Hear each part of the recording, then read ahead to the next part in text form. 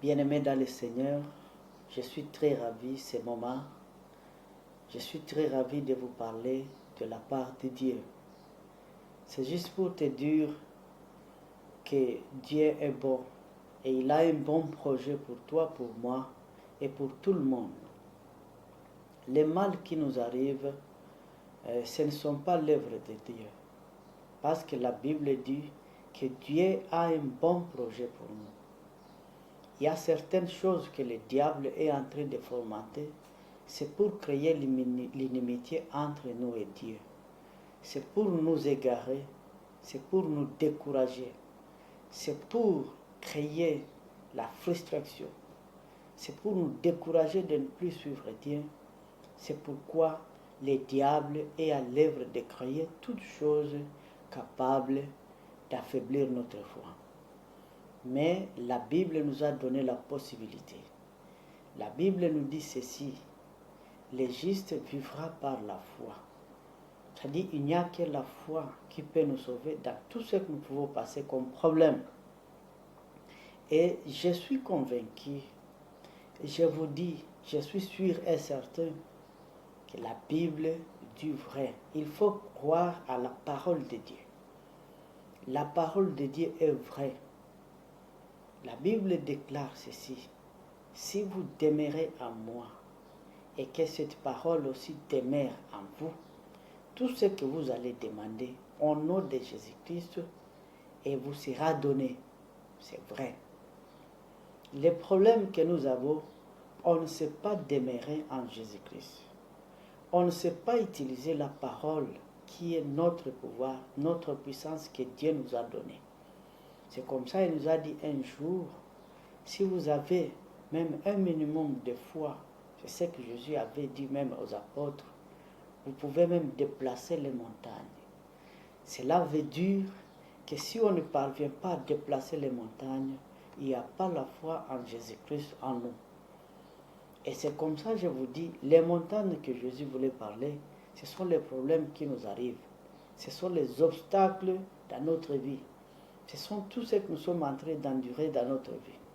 Et Jésus nous a donné la possibilité, une fois que nous avons la foi, tout ce que nous pouvons dire, c'est possible.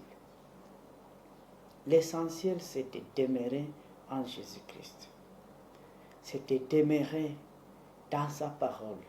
Une fois on demeure dans sa parole, sachez que Dieu interviendra.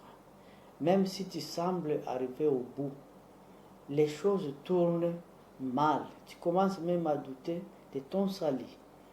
Tu as tout fait, tu as étudié, tu fournis beaucoup d'efforts, mais les choses semblent toujours tourner mal.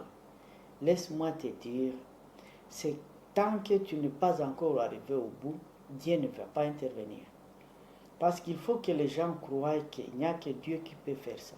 Même toi-même, tu dois croire que tout ce que je suis en train de passer, les biens que je suis en train de vivre, il n'y a que Dieu. Ce n'est pas mon oncle, ce n'est pas mon argent, ce n'est pas mon intelligence, ce n'est pas tout ce que je peux avoir. Mais il n'y a que Dieu qui peut opérer.